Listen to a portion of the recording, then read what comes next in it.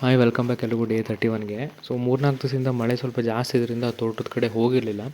So ಇವತ್ತು ತೋಟದ ಕಡೆ ಹೋಗ್ಬಿಡ ಅಂತ ತೋಟದ ಕಡೆ ಹೋಗಿ ನೋಡಿದಾಗ ಸೊ ಹಾಲ್ವಾಣದಲ್ಲಿ ಹಾಕಿದಂಥ ಮೆಣಸಿನ ಬೀಗಳು ಸುಮಾರು ಬಿದ್ದೋಗ್ಬಿಟ್ಟಿತ್ತು. ಸೊ ಇದು ನೋಡ್ತಾ ಇಲ್ಲ, ರೋಡಿಗೆ ಬಿದ್ದೋಗಿದೆ. ಇದು ಸ್ವಲ್ಪ ದೊಡ್ಡ ಬೀಳೆನೆ ಹಾಲ್ವಾಣಕ್ಕೆ ಹಾಕಿದ ಬೀಳು ನೋಡ್ತಾ ಇದ್ದಿಲ್ಲ. ತುಂಬ ಚೆನ್ನಾಗಿ ಫಸಲಿತ್ತು ಕೂಡ ಬೀಳುಗಳು. ಸೊ ಬೇರು ಸಮೇತ ಬಿದ್ದೋಗ್ಬಿಟ್ಟಿತ್ತು ರೋಡ್ಗೆ, ಗಾಳಿ ಸ್ವಲ್ಪ ಜಾಸ್ತಿ ಇದರಿಂದ. ಸೊ ಇದು ಒಂದು ಹಬ್ಸಿರೋ ಬೀಳು. ಸೊ ಒಂದು ಮರದಿಂದ ಇನ್ನೊಂದು ಮರಕ್ಕೆ ಪಕ್ಕದಲ್ಲಿ ಹಾಲ್ವಾಣ ಇದ್ದಿದ್ದರಿಂದ ಅದಕ್ಕೆ ಹಬ್ಸಿದ್ವಿ. ಸೊ ವೆಯ್ಟ್ ಜಾಸ್ತಿ ಆಗಿರೋದ್ರ ಜೊತೆಗೆ ಮಳೆನೂ ಕೂಡ ಇದ್ದಿದ್ದರಿಂದ, ಗಾಳಿ ಕೂಡ ಇದ್ದಿದ್ದರಿಂದ ಸೊ ಬೇರು ಸಮೇತ ಬಿದ್ದೋಗಿತ್ತು.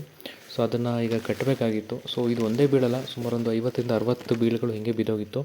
ತೋಟದೊಳಗಡೆ ಸ್ವಲ್ಪ ಗಾಳಿ ಜಾಸ್ತಿ ಇದ್ದಿದ್ದರಿಂದ ನೋಡ್ಬೋದು ಫಸಲು ಎಷ್ಟು ಚೆನ್ನಾಗಿದೆ ಅಂತ.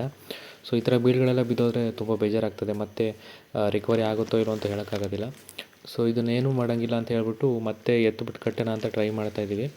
ಸೊ ಎತ್ಬಿಟ್ಟು ಕಟ್ಟಿದ್ವಿ, ಹೇಗಾದರೂ ಆಗಲಿ ನೋಡೋಣ ಅಂತ. ನೋಡ್ಬೋದು, ನಾನು ಪ್ರೊಸೀಜರ್ ತೋರಿಸ್ತೀನಿ ಯಾವ ಥರ ಕಟ್ಟಿದ್ವಿ ಹೇಗೆ ಅಂತ.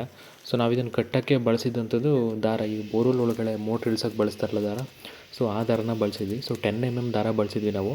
ಸೊ 10 mm ಏನಕ್ಕೆ ಬಳಸಿದ್ವಿ, ಸ್ವಲ್ಪ ದಪ್ಪ ಇರುತ್ತೆ, ನಿಮಗೆ ಅಷ್ಟು ಬೇಗ ಹಾಳಾಗಲ್ಲ ಅನ್ನೋ ಒಂದು ಕಾರಣಕ್ಕೋಸ್ಕರ 10 mm ಬಳಸ್ಕೊಂಡ್ವಿ. ಸೊ 8 mm 6 mm ಕೂಡ ಬರುತ್ತೆ. ಸೊ ಮತ್ತೆ ಏನಾದ್ರು ಗಾಳಿ ಜಾಸ್ತಿ ಆದರೆ ಕಟ್ಟಾಗ್ಬೋದು ಅನ್ನೋ ಒಂದು ಉದ್ದೇಶಕ್ಕೆ ಸೊ 10 mm ದಾರ ಬಳಸ್ಕೊಂಡ್ವಿ. ಸೊ ನೋಡ್ಬೋದು, ಎತ್ತಿ ನಾವು ಒಬ್ಬರು ಈ ಕಡೆಯಿಂದ ಎತ್ತು ಕೊಟ್ಟಾಗ ಒಬ್ಬರು ಅಡಿಲಿ ಏಣಿ ಹಾಕಿ ಏಣಿ ಗ್ರಿಪ್ಪಲ್ಲಿ ನಿಲ್ಲಿಸ್ಕೊಂಡು ಸೊ ಮರಕ್ಕೆ ದಾರ ಕಟ್ಕೊಂಡು ಕಟ್ಟಿರುವಂಥದ್ದು. ಸೊ ನೋಡ್ಬೋದು ಕಟ್ಟಾಯಿತು. ಸೊ ಈಗೇನು ದಾರ ಇದೆಯಲ್ಲ, ಸೊ ಅದನ್ನು ಬೇರೆ ಮರಕ್ಕೆ ಎಳೆದು ಕಟ್ಟಬೇಕು ನಾವು. ಎರಡು ದಾರ ಕಟ್ಟಲೇಬೇಕು, ಯಾಕಂದರೆ ಒಂದೇ ದಾರದಲ್ಲಿ ನಿಲ್ಲೋದಿಲ್ಲ. ಏನಕ್ಕೆ ಅಂದರೆ ಬೇರು ಸಮೇತ ಬಿದ್ದೋಗಿರೋದ್ರಿಂದ ಸೊ ಬೇರಲ್ಲಿ ಸ್ಟ್ರೆಂತ್ ಇರಲ್ಲ ಯಾವುದು ಕೂಡ. ಹಾಗಾಗಿ 2 ಮರಕ್ಕೆ ಕಟ್ಟಬೇಕು, ಮತ್ತು ಅದು ತಿರ್ಗಾ ಹೊಸ ಬೇರು ಕೊಟ್ಕೊಂಡು ಸೊ ಬೀಳು ನಿಂತ್ಕೋಬೇಕಾಗುತ್ತೆ. ನೋಡಿ ಫುಲ್ ಕಟ್ಟಿದ್ದೀವಿ ಈಗ. ನೋಡಿ ಒಂದು ಈ ಕಡೆ ಮರಕ್ಕೆ ಕಟ್ಟಿದ್ದೀವಿ, ಇನ್ನೊಂದು ಆ ಕಡೆ ಮರಕ್ಕೆ ಕಟ್ಟಿದ್ದೀವಿ. ನೋಡಿ ಈಗ ಗ್ರಿಪ್ಪಲ್ಲಿ ನಿಂತಿದೆ, ನಿಮಗೆ ಎಂಥ ಗಾಳಿ ಬಂದರೂ ಬೀಳಲ್ಲ. ಏನಕ್ಕೆ ಅಂದರೆ 2 ದಾರ ಕಟ್ಟಿರೋದ್ರಿಂದ. ಸೊ ಇದಕ್ಕೆ ಬೀಳು ಕೂಡ ಸ್ವಲ್ಪ ರಿಕವರಿ ಆಗಬೇಕು ಈಗ ಅದು. ಆದರೆ ಏನಕ್ಕೆ ಅಂದರೆ ಒಂದೇ ಕಡೆ ಬಿದ್ದಿರೋದ್ರಿಂದ ಸೊ ಬೀಳೆಲ್ಲ ಒಂದೇ ಕಡೆ ವಾಲಿರುತ್ತೆ. ಹಾಗೆ ನೋಡಿ ಆ ಥರ ಕಾಣ್ತಾಯಿಲ್ಲ ಹಾಗೆ. ಸೊ ಇದಕ್ಕೆ ಕೆಳಗಡೆ ಕಾಫಿ ಗಿಡಗಳು ಕೂಡ ಮುರಿದೋಗಿತ್ತು, ಏನೂ ಮಾಡೋಕ್ಕಾಗಲ್ಲ.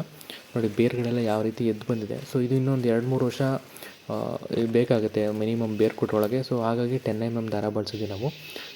ಒಂದು ವರ್ಷನಾದರೂ ಬೇಕು ಅಂತ. ಇಲ್ಲಿ ನೋಡ್ಬೋದು ನೀವು. ಸೊ ಒಂದೇ ಕಡೆ ಏನಿಲ್ಲ ಅಂದರೂ ಒಂದು 8-10 ಹಾಲ್ವಾಣಗಳು ಬಿದ್ದೋಗಿತ್ತು. ಸೊ ನೋಡ್ತಾ ಇರಲ್ಲ. ಸೊ ಅದನ್ನೆಲ್ಲ ಎಳೆದು ಒಂದೇ ಮರಕ್ಕೆ ಕಟ್ಟಿದ್ದೀವಿ, ಕಾಣ್ತಾಯಿದ್ದಿಲ್ಲ, ಒಂದು ಅಂಟುವಾಳ ಮರ ದೊಡ್ಡ ಮರಕ್ಕೆ. ಸೊ ಇದೇನೇ ನಮಗೆ ಒಂದು 2-3 ದಿವಸ ಕೆಲಸ ಆಗೋಗ್ಬಿಡ್ತು. ಸೊ ಮೆಣಸಿನ ಬೀಳು ಬಿದ್ದೋಗಿರೋಂಥ ಕಟ್ಟೋವಂಥದ್ದನ್ನ ಸೊ ನೋಡ್ತಾ ಇರಲ್ಲ. ಸೊ ಈ ಥರ ಎಲ್ಲ ಎತ್ಕೊಂಡು ಮಾಡ್ಕೊಂಡು ಕಟ್ಟಿದ್ದೀವಿ.